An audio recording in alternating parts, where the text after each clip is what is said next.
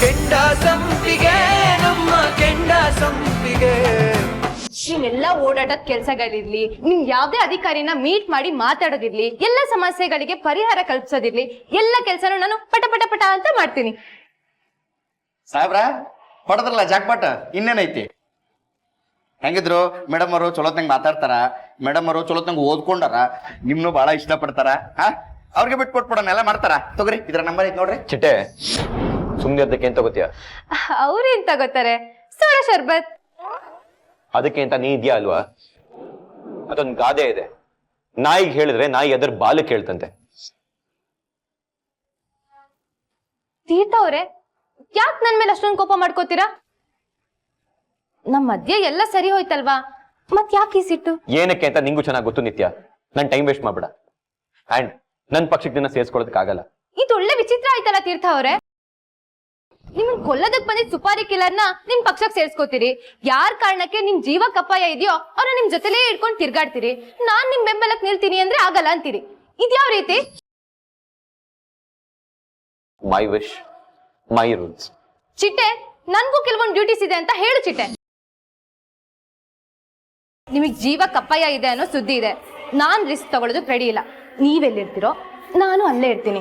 ನಿಮ್ ಆಫೀಸಲ್ಲಿ, ನಿಮ್ ಪಕ್ಷದ ಸಭೆ ಸಮಾರಂಭಗಳಲ್ಲಿ, ಕ್ಯಾಂಪೇನ್ಗಳಲ್ಲಿ, ಒಟ್ನಲ್ಲಿ ನಿಮ್ ಓಡಾಟದಲ್ಲಿ ನಾನ್ ನಿಮ್ ಜೊತೆಗಿರ್ಬೇಕು ಅಷ್ಟೇ.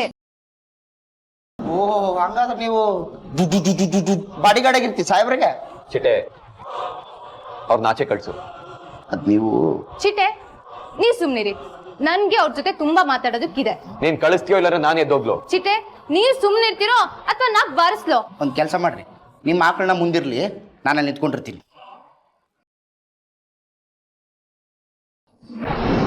ಸಾಹೇಬ್ರ ಸಾಹೇಬ್ರ, ಮೇಡಮ್ ಅವ್ರ ಏನ್ರಿ ನಿಮ್ಗ ತಲೆಗೆ ಬುದ್ಧಿ ಐತಿಲ್ಲ? ಹಿಂಗೆ ಏಕದಮ್ ಬಂದ್ಬಿಟ್ರೆ ಸಾಹೇಬ್ರ ಏನೋ ಟೆನ್ಷನ್ ಆಗಿರ್ತಾರ. ಸಾಹೇಬ್ರ ಮಾತಾಡ್ಸ್ಬೇಕಂದ್ರೆ ಒಂಚೂರು ಅಪಾಯಿಂಟ್ಮೆಂಟ್ ಅದನ್ನ ಇದನ್ನ ತಗೊಂಡ್ ಬರ್ಬೇಕು. ಏಕದಮ್ ಹಂಗ ಎದಿ ಮೇಲೆ ಬಂದ್ಬಿಟ್ರೆ ನಮ್ಮ ಸಾಹೇಬ್ರನ್ನ ಕಳ್ಸಬಿಟ್ರಲ್ಲ, ಏನಾನ ಮಾತಾಡಿ ನೀವು.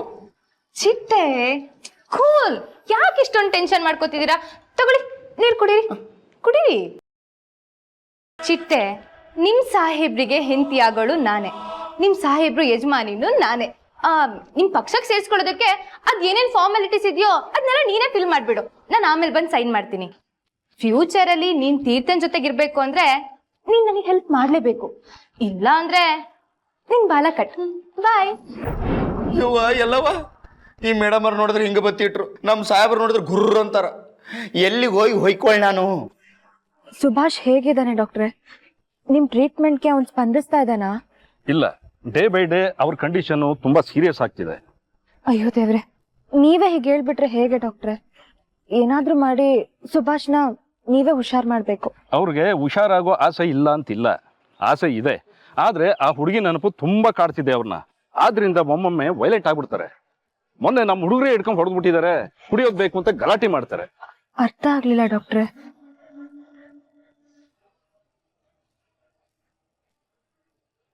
ಮಾನಸಿಕ ತಜ್ಞರನ್ನ ಕರೆಸಿ ಮಾತಾಡ್ಸಿದೀವಿ. ಅವರು ಆದಷ್ಟು ಬೇಗ ಹಳೆ ನೆನಪುಗಳನ್ನ ಹ್ಯಾಂಡ್ಲ್ ಮಾಡೋದ್ ಕಲ್ತ್ರೆ ಒಳ್ಳೇದು ಅಂತ ಹೇಳಿದ್ರು. ಅವನ್ ಮನ್ಸನ್ನ ಬೇರೆ ದಿಕ್ಕಿಗೆ ತಿರುಗಿಸ್ತಾ ಹೋದ್ರೆ ಅಪಾಯ ಅಂತಾನೂ ಹೇಳಿದ್ರು.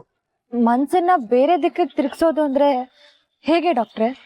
ಸುಭಾಷ್ಗೆ ಈ ಮೊದಲು ಯಾವ್ದಾದ್ರೂ ವಿಷಯಗಳಲ್ಲಿ ಇಂಟ್ರೆಸ್ಟ್ ಇತ್ತಾ?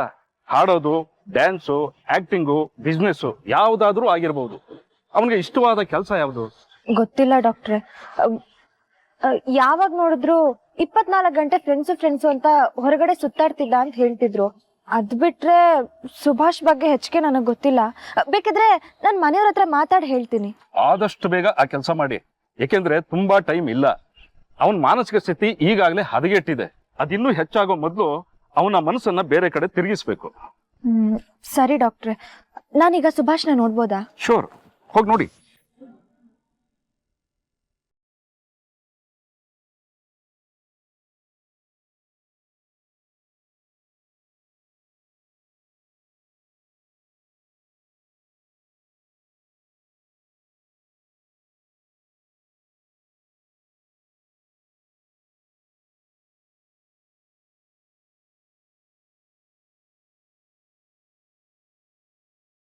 ಸುಭಾಷ್,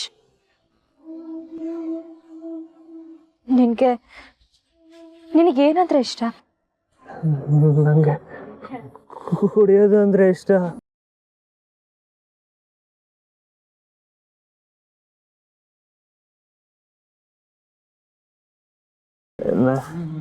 ನಂಗೆ ಯಾರಾದ್ರೂ ಕುಡಿಯೋಕೆ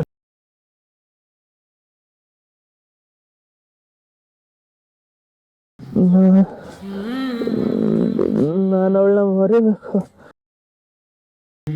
ಅವಳನ್ನ ಮರಿಬೇಕು ಅಂದ್ರೆ ನಾನು ಕುಡಿಬೇಕು.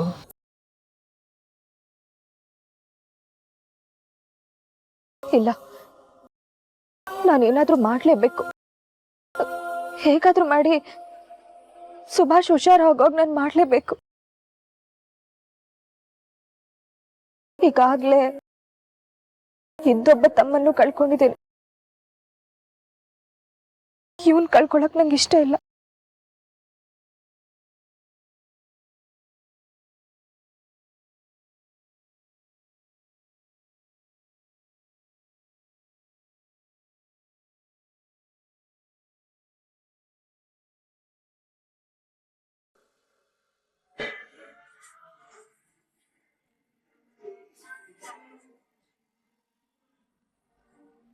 ಅಪ್ಪ ಊಟ ಮಾಡಿ ಬಾರಪ್ಪ.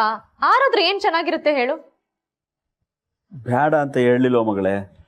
ನನಗೆ ಬೇಡ ಅಂದ್ರು ಯಾಕೆ ನನಗೆ ಹಿಂಸೆ ಮಾಡ್ತೀಯ ನೀನು? ಊಟ ಬೇಡ ನನಗೆ. ನೀನ್ ಹೀಗೆ ಊಟ ಮಾಡೋದನ್ನ ಬಿಟ್ಟು ಸ್ಟ್ರೈಕ್ ಮಾಡ್ತಾ ಕೂತ್ರೆ ಮಗ್ಳ ಜೀವನ ಸರಿ ಹೋಗ್ಬಿಡುತ್ತಪ್ಪ. ನೀನ್ ಈ ರೀತಿ ಕೊರಗೋದ್ನ ನೋಡಿ ನಾನು ಕೊರಗ್ತಾ ಕೂರ್ಲಾ ಹೇಳು? ಬಾರಪ್ಪ ಊಟ ಮಾಡು. ಹಂಗಲ್ಲ ಮಗಳೇ, ನನ್ನ ಮಗಳ ಜೀವನ ಅರಮನೆಯಲ್ಲಿ ಸೊಸೆಯಾಗಿ ಬಾಳುವಂಥ ಜೀವನ ಆಯ್ತಲ್ಲ ಅಂತ ಸುಖವಾಗಿದ್ದೆ, ಎಷ್ಟು ನೆಮ್ಮದಿಯಾಗಿದ್ದೆ. ಆದ್ರೆ ಇವಾಗ ಈಗೇನಾಯ್ತು? ಆಗ್ಬಾರ್ದೇನಾಯ್ತು ಈಗ? ಅಪ್ಪ, ಸಾಹೇಬ್ರು ಮುಂಚೆನೆ ಹೇಳಿದ್ರು ಅಲ್ವಾ, ಈ ರೀತಿ ಆಗತ್ತೆ ಅಂತ ನಮ್ಗೆ ಮುಂಚೆನೆ ಎಚ್ಚರಿಕೆ ಕೊಟ್ಟಿದ್ರು. ಮತ್ತೆ ಯಾಕಪ್ಪ ಅದೇ ವಿಷಯ ತಗೊಂಡು ಕೊರಗ್ತಿದ್ಯಾ? ನಿಂಗೊಂದು ವಿಷಯ ಗೊತ್ತಾ? ಅತ್ತೆ ಮತ್ತೆ ಸಾಹೇಬ್ರು ನನ್ನ ಮನೆಗೆ ಬಾ ಅಂತ ಅವರೇ ಕರೆದ್ರು, ಆದ್ರೆ ನಾನೇ ಬರಲ್ಲ ಅಂತ ಹೇಳಿದ್ದು. ಹಂಗ್ಯಾಕವ್ವ ಅಂದೆ? ಮತ್ತಿನ್ನೇನಪ್ಪ, ಬದ್ಲಾಗ್ಬೇಕಾಗಿರೋದು ಮಾವನ್ ಮನ್ಸು, ಅದಕ್ಕೆ ನಾವು ಕಾಯ್ಲೇಬೇಕಲ್ವಾ? ಅತ್ತೆಗೆ ನನ್ ಕಂಡ್ರೆ ತುಂಬಾ ಇಷ್ಟ. ಏ ರಾಜಿ, ಅಪ್ಪಂಗೆ ಇಷ್ಟವಾಗಿರೋ ಪಲ್ಯನೇ ತಂದಿಟ್ಟಿಲ್ಲ ನೀನು, ಅದಕ್ಕೆ ಅಪ್ಪ ಊಟ ಮಾಡ್ತಿಲ್ಲ. ಇರು ತಗೋಬರ್ತೀನಿ.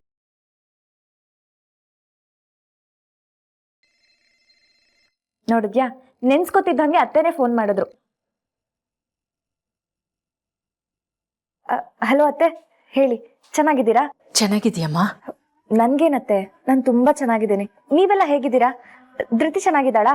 ಅಕ್ಕ, ಮಾವ, ಜಾನ್ವಿ ಎಲ್ಲ ಚೆನ್ನಾಗಿದ್ದಾರೆ ತಾನೆ? ಎಲ್ರೂ ಚೆನ್ನಾಗಿದ್ದೀವಿ. ನಿಮ್ ತಂದೆ ಮನೇಲಿದಾರಮ್ಮ?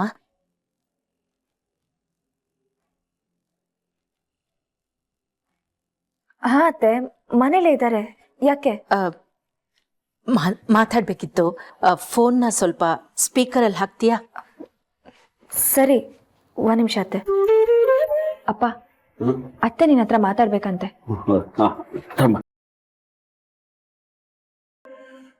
ಹೇಳಿ ಅಮ್ಮರೇ. ನಮಸ್ಕಾರ ರಾಮಣ್ಣವ್ರೆ. ನಾನೇ ಮನೆಗೆ ಬಂದು ನಿಮ್ಮ ಹತ್ರ ಕ್ಷಮೆ ಕೇಳಬೇಕು ಅಂತ ಅನ್ಕೊಂಡಿದ್ದೆ, ಆದ್ರೆ ಬರಕ್ಕಾಗ್ಲಿಲ್ಲ.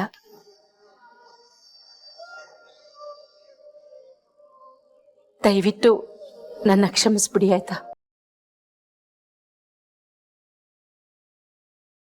ನಮ್ಮ ಮನೆಯವರೆಲ್ಲ ಸೇರ್ಕೊಂಡು ನಿಮ್ಮನ್ನ ತುಂಬಾ ಅವಮಾನ ಮಾಡಿದ್ದಾರೆ. ನಿಮ್ಮ ಹತ್ರ ತುಂಬಾ ಕೆಟ್ಟದಾಗಿ ನಡ್ಕೊಂಡಿದ್ದಾರೆ. ಅವರೆಲ್ಲರ ಪರವಾಗಿ ನಾನು ನಿಮ್ಮ ಹತ್ರ ಕ್ಷಮೆ ಕೇಳ್ತೀನಿ. ದಯವಿಟ್ಟು ಕ್ಷಮಿಸ್ಬಿಡಿ. ಅಯ್ಯಯ್ಯೋ, ಹಂಗೆಲ್ಲ ಹೇಳ್ಬೇಡಿ ಅಮ್ಮವ್ರೆ. ನಾನೇ ಬರ್ಬಾರ ಸಮಯಕ್ಕೆ ಬಂದು ತಪ್ಪು ಮಾಡ್ಬಿಟ್ನೇನೋ ಅನಿಸ್ತಾ ಇದೆ. ಛೇ, ನೋಡಿ, ನಮ್ಮ ಮೇಲಿರೋ ತಪ್ಪನ್ನ ನಿಮ್ಮ ಮೇಲೆ ಹಾಕೋಬೇಡಿ. ನೀವು ಯಾವ ತಪ್ಪು ಮಾಡಿಲ್ಲ.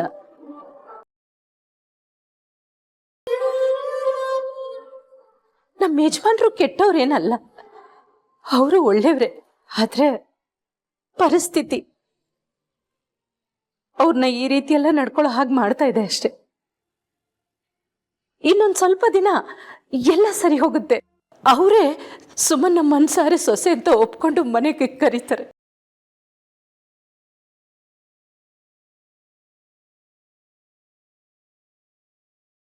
ಅಲ್ಲಿವರೆಗೂ ದಯವಿಟ್ಟು ಸ್ವಲ್ಪ ತಾಳ್ಮೆಯಿಂದ ಇರಿ.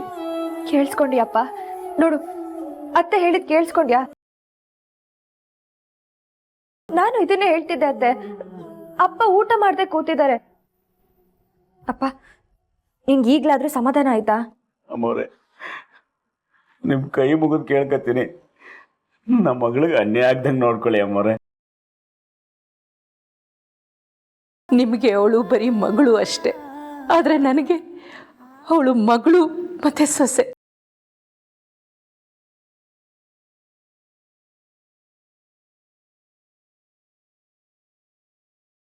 ಅವಳಿಗೇನಾದ್ರೂ ಅನ್ಯಾಯ ಮಾಡಿದ್ರೆ ನಮ್ಮನೆ ಚೆನ್ನಾಗಿರಲ್ಲ ಅಲ್ವಾ? ಅವಳು ನಮ್ಮನೆ ದೇವತೆ.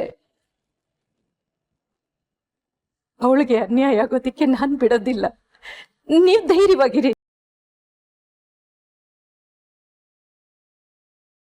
ಹಾಗೇನಾದ್ರೂ ಅವಳಿಗೆ ಅನ್ಯಾಯ ಆದ್ರೆ ನಮ್ಮನೇನೆ ಸರ್ವನಾಶ ಆಗ್ಬಿಡುತ್ತೆ ರಾಮಯ್ಯನವ್ರೆ. ಅಯ್ಯೋ ಅಯ್ಯೋ, ಬಿಡ್ತು ಅನ್ಯಮ್ಮವ್ರೆ. ನೀವು ನಿಮ್ಮ ಕುಟುಂಬ 100 ಕಾಲ ಚೆನ್ನಾಗಿರ್ಬೇಕು ಅಮ್ಮವ್ರೆ. ಅತ್ತೆ, ನೀವೇನು ನೊಂದ್ಕೋಬೇಡಿ, ಆದಷ್ಟು ಬೇಗ ಎಲ್ಲ ಸರಿ ಹೋಗುತ್ತೆ ಅತ್ತೆ. ನಿನ್ನೆವರೆಗೂ ನಾನು ಹಾಗೆ ಅನ್ಕೊಂಡಿದ್ದೆ, ಆದರೆ ಯಾಕತ್ತೆ, ಏನಾಯ್ತು? ನಿನ್ನೆ ತೀರ್ಥ ನಿನ್ನ ವಿಷಯವಾಗಿ ನಿಮ್ಮ ಮಾವನ ಹತ್ರ ಮಾತಾಡ್ದೆ. ಆಗಿಂದ ಮನೇಲಿ ದೊಡ್ಡ ಜಗಳಮ್ಮ.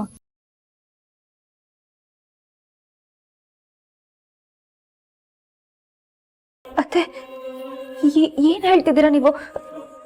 ಸರಿಯಾಗಿ ಏನಾಯ್ತು ಅಂತ ಹೇಳಿ ಅತ್ತೆ.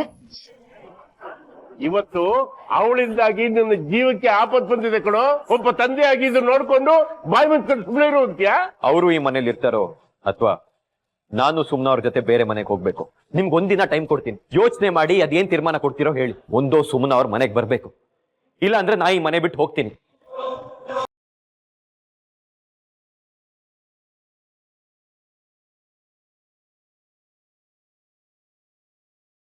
ತಪ್ಪು ಅತ್ತೆ, ಸಾಹೇಬ್ರು ದುಡುಕ್ಬಿಟ್ರು. ಅವ್ರು ಹಾಗೆ ಮಾತಾಡ್ಬಾರ್ದಾಗಿತ್ತು. ಸಾಹೇಬ್ರಿಗೆ ನಿಮ್ಮ ಪ್ರೀತಿ ಕಣಮ್ಮ, ಅದಕ್ಕೆ ಹೆಂಗೆ ಮಾತಾಡಿರ್ತಾರೆ. ಸಾಕು ಸುಮ್ನಿರಪ್ಪ. ಪ್ರೀತಿ ಇದೆ ಅನ್ ಮಾತ್ರಕ್ಕೆ ಹೆತ್ತವ್ರನ್ನ ಎದುರಾಕೊಳಕ್ಕಾಗತ್ತಾ? ಸೊಸೆ ಆದವಳು ಮನೆ ಕಟ್ಟೋದಕ್ ಬರ್ಬೇಕು, ಹೊಡಿಯೋದಕ್ಕಲ್ಲ.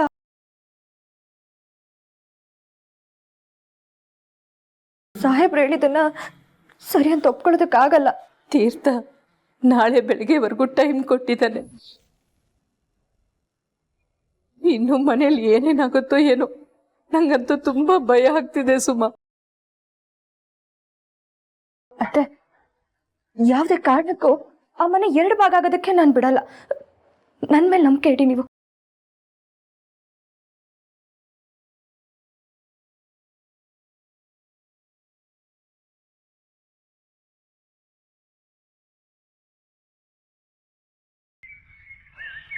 ಸಾಹೇಬ್ರೆ, ನಿಮ್ಮ ಮನೇಲಿ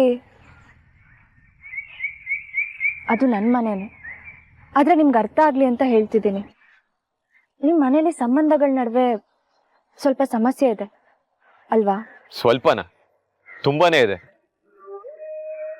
ಒಬ್ಬರನ್ನ ಕಂಡ್ರೆ ಒಬ್ರಿಗಾಗಲ್ಲ. ನಮ್ಮನೇಲಿ ಎಲ್ಲರೂ ಒಂದೊಂದು ದಿಕ್ಕು. ಅದನ್ನ ಸರಿ ಮಾಡೋದಕ್ಕೆ ಅತ್ತೆ ಪ್ರಯತ್ನ ಪಡ್ತಿದಾರಲ್ವಾ? ಅವ್ರಿಗೆ ನಾನು ಸಹಾಯ ಮಾಡ್ತಿದ್ದೀನಿ ಅನ್ನೋ ವಿಷಯ ನಿಮಗೂ ಗೊತ್ತಿದೆ ಅಲ್ವಾ ಸಾಹೇಬ್ರೆ? ಹೌದು. ಸುಭಾಷ್ ವಿಷಯ, ಅಮ್ಮ ಧೃತಿ ಸಂಬಂಧ ನೋಡ್ತಾ ಇದ್ರೆ ಒಗ್ಗಟ್ಟು ಜಾಸ್ತಿ ಆಗಿದೆ ಅಂತ ಅನಿಸ್ತಾ ಇದೆ. ಯಾಕಿದೆಲ್ಲ ಕೇಳ್ತಾ ಇದ್ದೀರಾ?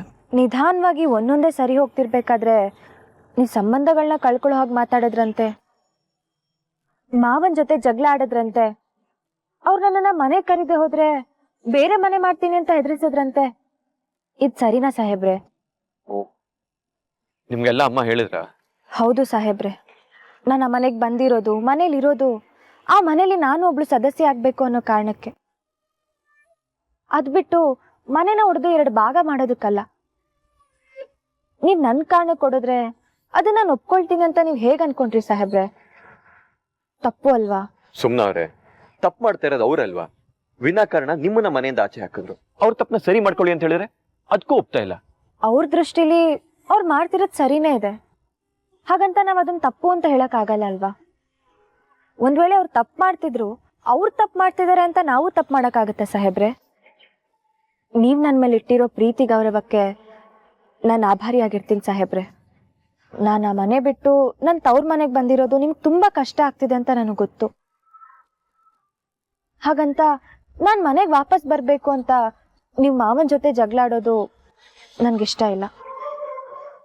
ನೀವು ಜಗಳ ಆಡಬಾರ್ದಾಗಿತ್ತು ಸಾಹೇಬ್ರೆ. ಇಷ್ಟಕ್ಕೂ ಮಾವ ನಿಮ್ಮ ಬಗ್ಗೆ ಯೋಚನೆ ಮಾಡ್ತಿದ್ದಾರೆ, ನಿಮ್ಮ ಜೀವಕ್ಕೇನು ಅಪಾಯ ಆಗಬಾರ್ದು ಅಂತ ಯೋಚನೆ ಮಾಡ್ತಿದ್ದಾರೆ. ಅದು ನೀವು ತಪ್ಪು ಅಂತ ಅನ್ಕೊಂಡ್ರೆ ಹೇಗೆ ಹೇಳಿ? ಕಮಾನ್ ಸುಮ್ನವ್ರೆ, ಯಾರ್ಯಾರಿಗೂ ಹೆದರ್ಕೊಂಡು ಜೀವನ ನಡೆಸೋದಕ್ಕಾಗತ್ತೆ ಹೇಳಿ? ಯಾರೋ ಮೂರನೇ ಒಂದು ತೊಂದರೆ ಕೊಟ್ಟ ಅಂತ ಹೇಳಿ ಹೆದರ್ಕೊಂಡು ನಿಮ್ಗೆ ಶಿಕ್ಷೆ ಕೊಡೋದು ಯಾವ ನ್ಯಾಯ? ಆಗಿರೋ ಎಲ್ಲ ಪರಿಸ್ಥಿತಿಗೂ ನಾನೇ ಕಾರಣ ಅಂತ ಅವ್ರ ಮನ್ಸಲ್ಲಿದೆ ಅಲ್ವಾ, ಅದಕ್ಕೆ ಹಾಗೆ ಹೇಳಿರ್ತಾರೆ.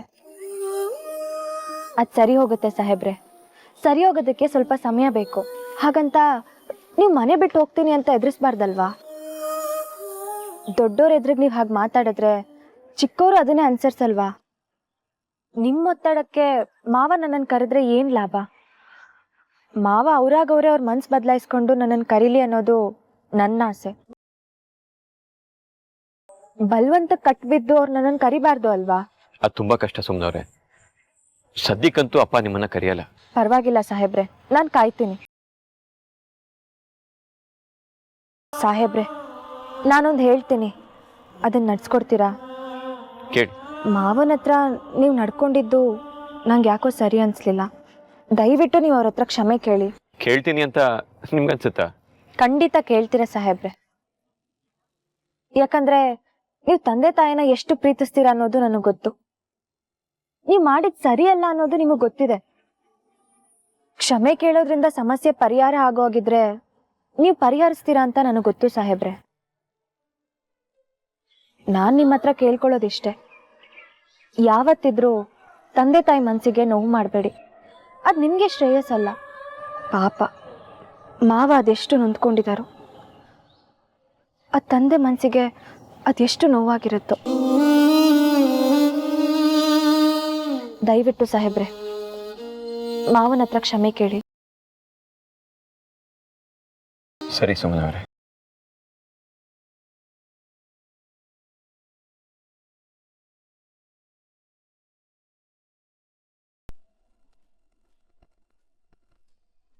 ರೀ, ನೀರು.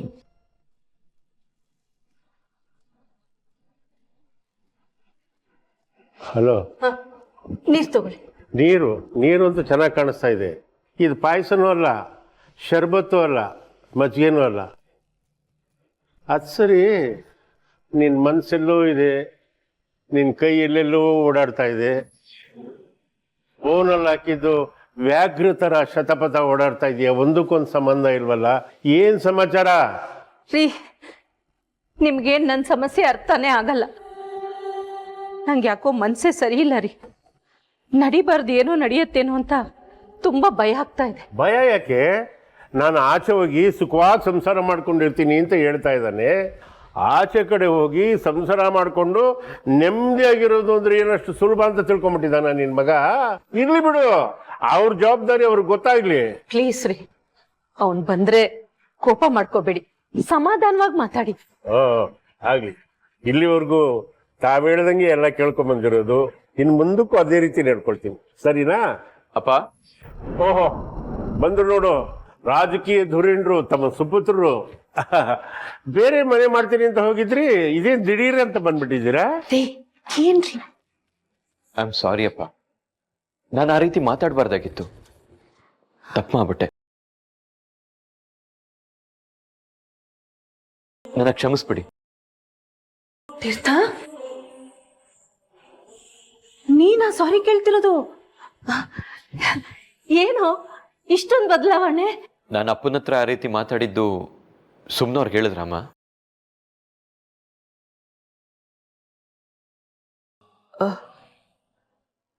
ಅದು ನೀನು ಮನೆ ಬಿಟ್ಟು ಹೋಗ್ತೀನಿ ಅಂತ ಹೇಳಿದೆಯಲ್ಲ, ನನಗೆ ಭಯ ಆಯಿತು, ಅದಕ್ಕೆ ಹೇಳಿದೆ. ಅದಕ್ಕೆ ಅದನ್ನ ಹೋಗಿ ಸುಮ್ನವ್ರಿಗೆ ಹೇಳದ? ಅವ್ರು ನನ್ನ ಮೇಲೆ ಕೋಪ ಮಾಡ್ಕೊಂಡಿದಾರಮ್ಮ. ನಾನು ಮಾಡಿದ ತಪ್ಪು ಅಂತ ನಂಗೆ ಅರ್ಥ ಮಾಡಿಸಿದ್ರು. ಅದಕ್ಕೆ ಅಪ್ಪನ ಹತ್ರ ಕ್ಷಮೆ ಕೇಳ್ತಾ ಇದೀನಿ. ಕೇಳಿಸ್ಕೊಂಡ್ರೇನ್ರಿ? ಕೇಳಿಸ್ಕೊಂಡ್ರಾ?